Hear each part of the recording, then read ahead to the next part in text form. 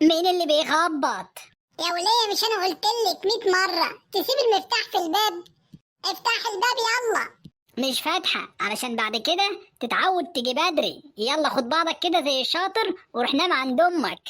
صدقني انا غلطان، الحق عليا. انا بلف طول الليل علشان اجيب لك بوكيه ورد ليه باجمل ست في الدنيا كلها، مالكيش نصيب فيه. يلا انا ماشي. استنى، خد رايح فين؟ هفتح لك. فين الورد اللي انت قلت لي عليه ده؟ وهي فين اجمل ست في الدنيا علشان اديلها الورد؟ وحياة امك.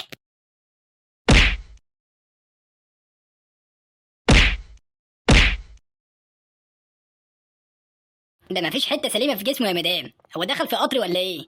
الاستاذ اللي قدامك ده يا دكتور جه البيت متاخر، لا وكمان بيكذب بيقول اني جايب لك ورد. هو انت اللي عملت فيه كده؟ ولو كررها تاني الشنط السودا كتير. طب احنا كده لازم نعمل محضر لحسن تجرى له حاجه. بقول لك ايه يا دكتور، لا محضر ولا غيره، هتعرف تعالجه ولا اخده انا اعالجه في البيت؟ ابوس على ايدك يا دكتور، بلاش البيت. خلاص يا ابني ما تخافش، احنا كده يا مدام هنعوز شكاره اسمنت وشكارتين جبس. ليه كل ده يا دكتور؟ هو انت هتعمل عماره ولا ايه؟ والله على اللي انت عاملاه فيه ده محتاج بامب يصبه.